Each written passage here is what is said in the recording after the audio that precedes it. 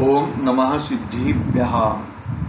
नमो अरिहन्ताणं, नमो सिद्धाणं, नमो ऐर्याणं, नमो वज्रायाणं, नमो लोये सौवसाहूणम्।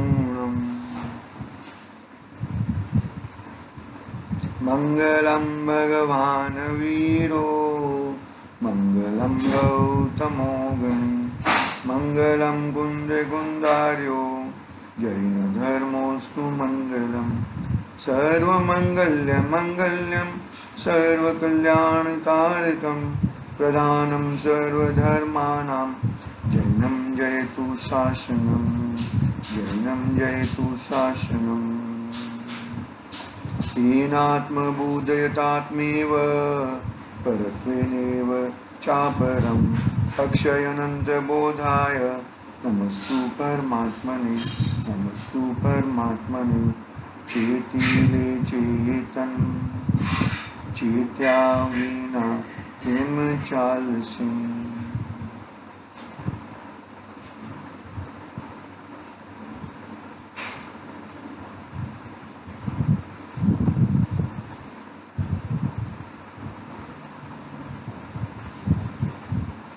पूज्यपाद स्वामी का ये महान ग्रंथ समाधि तंत्र आध्यात्मिक ग्रंथ अपने सामने विराजमान है। श्लोक क्रमांक 93 चल रहा था अपना। यहाँ पर आचार्य देव ने यह बात बताई कि बहिरात्मा और अंतरात्मा कौन सी अवस्था, बहिरात्मा की कौन सी अवस्था भ्रांति रूप है और अंतरात्मा की कौन सी अवस्था अभ्रांति रूप है। यानी कि बहिरात्मा की सभी अवस्थाएं आत्मा के संबंध की अवस्थाएं या शरीर की संबंध की अवस्थाएं में भ्रांति है, और अंतरात्मा की किसी भी अवस्था में भ्रांति नहीं है। शरीर को शरीर रूप मानना और आत्मा को आत्मा रूप मानना, शरीर और आत्मा को एक न मानना, वो अभ्रांति रूप है।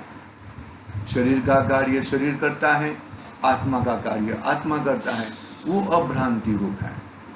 लेकिन भ्रांति में क्या होएगा कि मैं शरीर का कार्य करता हूँ, शरीर मेरा कार्य कर रहा है, पर पदार्थ संयोग आदि मेरे कार्य करें, मैं संयोग आदि का कार्य करूँ, उसने मेरा कार्य किया, वो मैं उनका कार्य करूँ। ऐसी जो मान्यता है, ऐसी जो भ्रांति है, उसके कारण बहिरात्मपना में ही टिका रहता है। और जो भ्रांति जिसकी हट गई है, उसका बहिरात्मपना छूट गया है और अंतरात्मा में विराजमान हुआ है। ऐसी बातें अपने श्लोक नंबर 93 में की है। आगे पढ़ते हैं। टीका का दूसरा जो है वो पढ़ना है हमें। देखो श्लोक पढ़ते हैं पहले।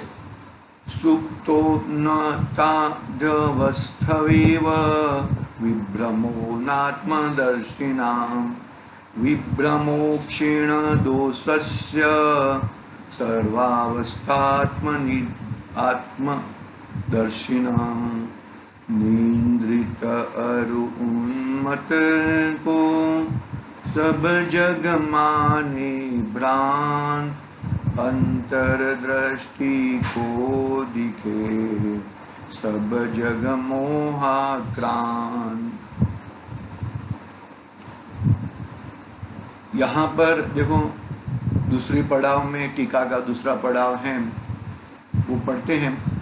यदि सुप्तादि अवस्था में भी आत्मदर्शन हो, सुप्तादि अवस्था यानी कि सोने वाली अवस्था में आत्मदर्शन हो, तो जागृत अवस्था की तरह उसमें भी आत्मा को सुप्तादि का व्यापदेश कथन किस प्रकार घटेगा, इसलिए वह भी अयोग्य है।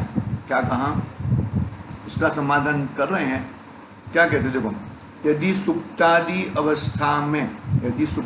अवस्था में भी आत्मदर्शन हो, तो जागृत अवस्था की तरह उसमें भी आत्मा को सुप्तादि का व्यापदेश कथन किस प्रकार घटेगा, इसलिए वह भी अयोग्य है। तो उसका समाधान प्रश्न क्या खड़ा किया है, यदि तुम सोने की अवस्था में आत्मदर्शन मानोगे तो जागृत अवस्था की तरह सोने की अवस्था में आत्मदर्शन मानोगे तो वो सुप्तादि अवस्था ऊपर आत्मदर्शन कैसे घटेगा?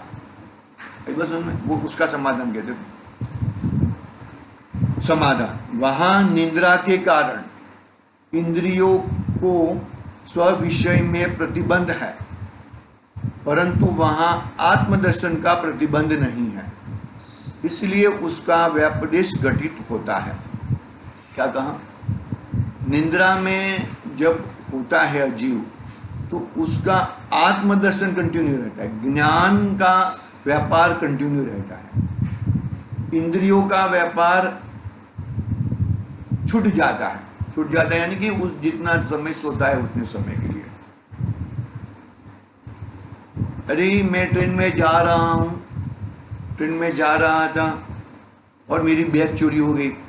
अरे मैं तो पल भर भी सोया नहीं हूं, मेरी नजर तो बैग के ऊपर बैग पर ही थी। लेकिन भाई एक समय के लिए भी आप सो गए थे और वो सोने का फायदा उठाकर वो बैग चोरी करके लेके गया।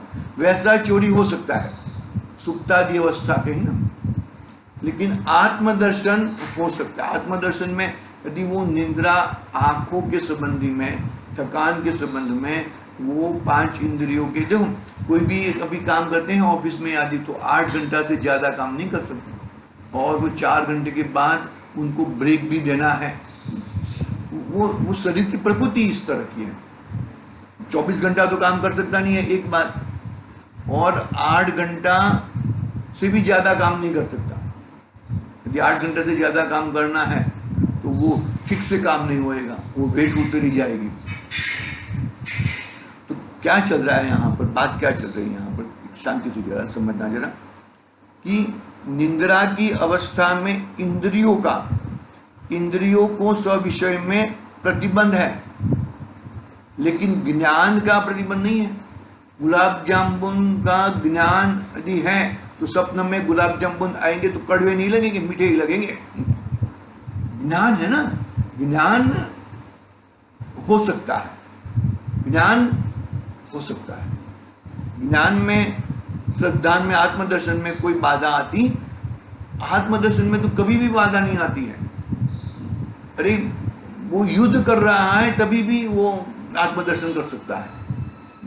देखो वहां निंद्रा के कारण इंद्रियों को स्विषय में प्रतिबंध है, परंतु वहां आत्मदर्शन का प्रतिबंध नहीं है, इसलिए उसका व्यपदेश घटित होता है। आत्मदर्शन का प्रतिबंध नहीं है वहां पर। देखो तब किसकी वह विभ्रम रूप लगती है? अक्षीण दोष वाले बहिरात्मा की। किसको? अक्षीण दोष वाले बहिरात्मा को सर्व अवस्थाओं में आत्मा मानने वाले की, अर्थात बाल कुमारादि रूप और सुप्त उन्मत्तादि रूप सर्व अवस्थाओं को आत्मा जानने वाला, वैसे स्वभाव वाले की विभ्रम दशा रूप रहती है। सभी अवस्थाओं में आत्मा सो गया, आत्मा सोता नहीं है, आत्मा तो जागरूक रहता है। स्वप्न कौन देखता है? मतलब ये बात को यहाँ पर आचार्य देव ने इस तरह से बात बताई है। अभी वही बात को थोड़ा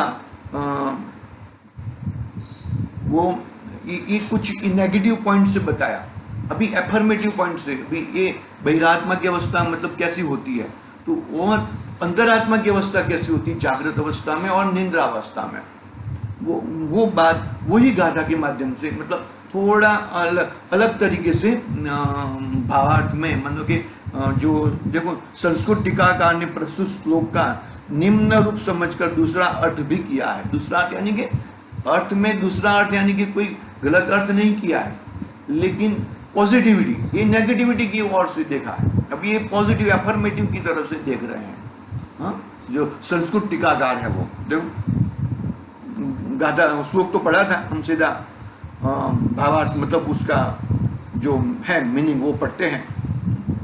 आत्मदर्शी पुरुषों की, आत्मदर्शी को पहला आत्मदर्शी पुरुषों की, वहां पे जो आत्मज्ञान नहीं जानता है, आत्मज्ञान का आत्मदर्शी नहीं है उसको निद्रा अवस्था, उन्मत्त अवस्था, बाल अवस्था, कुमार अवस्था इत्यादि में अलग अलग रूप दिखता है, लेकिन ऐसा होता नहीं है।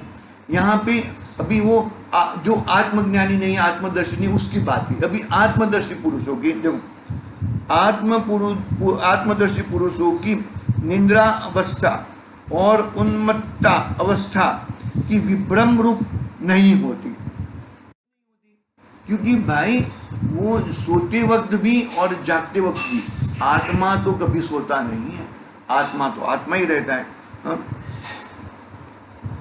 पुरुषों की निद्रा अवस्था और उन्मत्त अवस्था भी विभ्रम रूप नहीं होती, और सर्व अवस्थाओं में आत्मा मानने वालों की बहिरात्मा की जिसके मिथ्यात्वादी दोष क्षीण नहीं हुए उसको वह निद्रावस्था और जागृत अवस्था सर्व अवस्थाएं विभ्रम रूप है।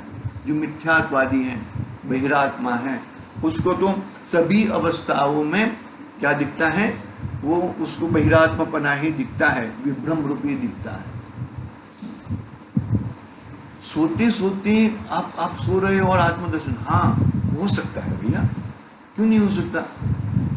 वो तो 5 इंद्रियों संबंधी व्यापार नहीं हो रहा है, लेकिन आत्मा का उपयोग रूप व्यापार तो हो रहा है, और उपयोग रूप व्यापार ही प्राधान्य है, बाकी कोई व्यापार प्राधान्य नहीं है। देखो, आत्मदर्शी पुरुषों की निद्रावस्था और उन्मत्ता अवस्था भी विभ्रम रूप नहीं होती, और सर्व अवस्थाओं में आत्मा मानने वालों की बहिरात्मा की जिसके मिथ्यात्वादी दोष क्षीण नहीं हुए हैं उसको वह निद्रावस्था और जागृत अवस्था की सर्व अवस्थाएं विभ्रम रूप है। सर्व अवस्थाएं विभ्रम रूप है। सर्व अवस्थाएं किसकी? बहिरात्मा की।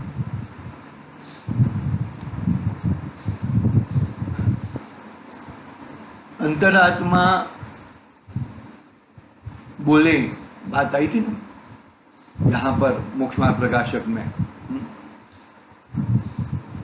सम्यक दृष्टि जीव सर्प को सर्प ना कहे, रस्सी कहे, रस्सी को सर्प कहे, तो भी उसका ज्ञान तुम उसको आत्मज्ञान कहते हो, और मिथ्या दृष्टि रस्सी को रस्सी कहे और सर्प को सर्प कहे, तो भी उसका ज्ञान तुम मिथ्या ज्ञान कहते हो, उसको मिथ्या दृष्टि कहते हो। उसको जो उल्टा कहे तो भी उसको सम्यक दृष्टि कहते हो। ऐसा प्रश्न खड़ा किया है, वहां पे टोडरमल साहब ने जवाब दिया कि सम्यक दृष्टि जीव है, वो रस्सी से भी मेरा कोई प्रयोजन नहीं है और सर्प से भी मेरा कोई प्रयोजन नहीं है, दोनों से मेरी कोई प्रयोजन सिद्धि नहीं है। वो रस्सी रहा तो भी वो डरता नहीं है और सर्प रहा तो भी डरता नहीं है, निर्भय रूप है। और मिथ्या दृष्टि है, वो रस्सी को रस्सी कहता है और सर्प को सर्प कहता है, तो रस्सी को तो रस्सी, भाई ये तो काम की है, मेरे को काम लगेगी, मेरे को वो लगेगी, हाँ, और सर्प बड़े सर्प से डरता है, सर्प मुझे डस जाएगा। तो ये जो बात है, बाहर की अवस्था एक स्तर की है, बाहर की अवस्था एक स्तर की है, लेकिन ये अवस्था में मिथ्या दृष्टि जीव वो उससे परद्रव्य से मेरा प्रयोजन है, मेरा ये मेरा नुकसान करेगा, ये मेरा ये सुख करेगा, वो प्रयोजन से वो मिथ्या दृष्टि है। और सम्यक दृष्टि बाहर से, यदि वो सर्प हो तो भी मेरा क्या, और रस्सी हो तो भी मेरा क्या। वो बात बहुत ही सुंदर बात बताई वहां पर टोडरमल साहब ने, बहुत ही वो उदाहरण पढ़ने जैसा है, बहुत ही सुंदर उदाहरण है। देखो, जो आत्मदर्शी अंतरात्मा है उसके सुप्तादि अवस्था भी विभ्रम नहीं है, और जागृतादि अवस्था तो विभ्रम रूप कैसे होगी? सोने की अवस्था विभ्रम रूप नहीं है, तो जागृत अवस्था में विभ्रमता कैसे होगी? बरोबर है एक बात, क्योंकि आत्म स्वरूप में दृढ़तर अभ्यास के कारण उसका ज्ञान उन अवस्थाओं में आत्म रूप से च्युत नहीं होता। कितना भी कुछ भी हो जाए, कहाँ में भी चले जाए, लोखंड के धक-धक के घरने पहरा दो तो भी हम हमारे आत्म अवस्था से हम तृप्त नहीं होते। तो सोने की इतने बाहर में इतना बड़ा उपसर्ग है तो भी हम आत्म अवस्था में से छूटते नहीं है, तो फिर नॉर्मल अवस्था में हम आत्मा को कैसे छोड़े? बस बहुत ही समझने जैसी बातें हैं। क्यों? आत्मस्वरूप के दृढ़तर अभ्यास के कारण उनका ज्ञान उन अवस्थाओं में आत्म रूप से च्युत नहीं होता, आत्म रूप से च्युत होता नहीं है। इंद्रियों की शिथिलता और रोगादिवश कदाचित उनको उन्मत्तता भी आए तो भी उसके आत्मा अनुभव रूप संस्कार नहीं छूटते। रामचंद्र जी को देख लो, 6 महीना तक वो तो हर बलभद्र और प्रतिनारायण के बीच में ये कथा होती है, तो 6 महीने तक वो उसको लेके घूमते हैं, फिर भी देखो क्या है, वो शिथिलता आ जाए, रोगादि वश कदाचित उसको उन्मत्तता भी आ जाए तो भी आत्मा अनुभव रूप संस्कार नहीं छूटते, बराबर कायम ही रहते हैं। परंतु अज्ञानी बहिरात्मा को बाल कुमारादि तथा सुप्त उन्मत्तादि रूप सर्व अवस्थाओं में देहाध्यास आत्मबुद्धि होने से उनकी सभी क्रियाएं विभ्रम रूप मिथ्या है, उनकी सभी क्रियाएं मिथ्या रूप है। वो मैं जवान, मैं बालक, मैं बूढ़ा हो गया, मुझे नींद नहीं आती, ये सब जो अवस्थाएं हैं वो अवस्था के कारण गड़बड़ होती है भैया।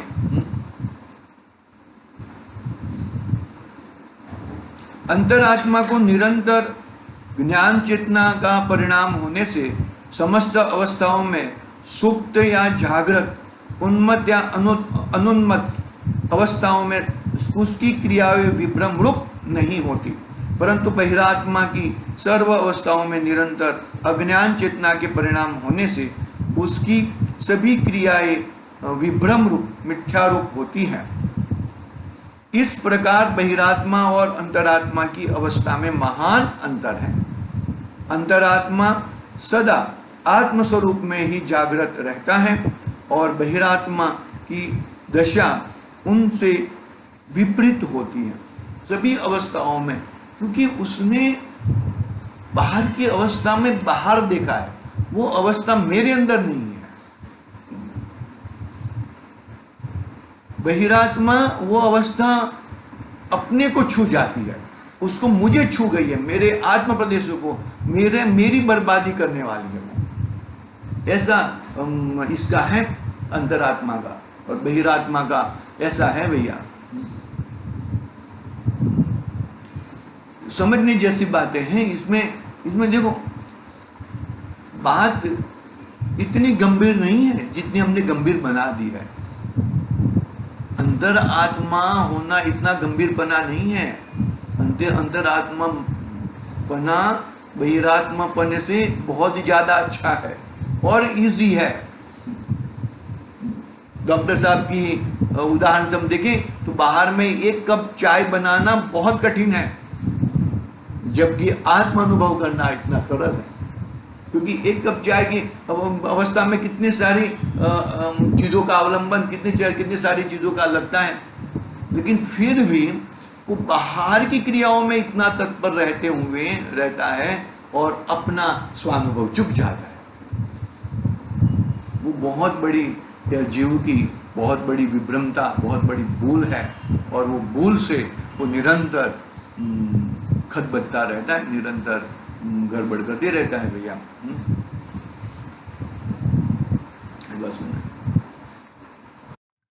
समझना अच्छी तरह से बात को। हम अंतरात्मा को पहचानने में बहुत बड़ी भूल करते हैं। बाहरी पोशाक से, बाहरी पहन रहन से, उनके हिसाब से ये अंतरात्मा कैसे हो सकते हैं, ये सम्यक दृष्टि कैसे हो सकते हैं। देखो, बाहर की अवस्था चतुर्गुण स्थानवर्ती जीव की और पहले गुण स्थानवर्ती जीव की, बाहरी अवस्था यदि पहले गुण स्थान वाले की बाहर की अवस्था बहुत ही जबरदस्त दिखती हो, बहुत कड़क कड़क पालन दिखता हो, लेकिन आत्मा अनुभव बिल्कुल ना हो, और चतुर्गुण स्थान में लेकिन बाहरी अवस्था में बहुत ही लगता है वहाँ ये सब कुछ चाहिए, सब कुछ चाहिए, पत्नी के बिगर चले नहीं, ये सब अवस्था है, लेकिन फिर भी वो उसका आत्म प्रतीति अलग रहती है भैया। तो वो एक उदाहरण है, ये कहानी है, उसके बिगर शादी हुई है तो अपनी पत्नी को एक दिन के भी छोड़ने के लिए तैयार नहीं होते, और वही जीव तत्काल मुनि दीक्षा ले लेते हैं अपने साले साहब के बोलने से, आप दीक्षा लोगे तो मैं भी दीक्षा ले लूंगा, दीक्षा ले लेते हैं। सोचो कितनी जबरदस्त बातें हैं, बहुत ही सुंदर। वो दूसरा मतलब वहां पे नहीं जाना है, देखेंगे हम, वो कभी कहानी होगी तो बात करेंगे। आज के लिए ओम नमः सिद्धेभ्यः। निज निधि निज में बताई यह अनंत उपकार है, उसके लिए जिन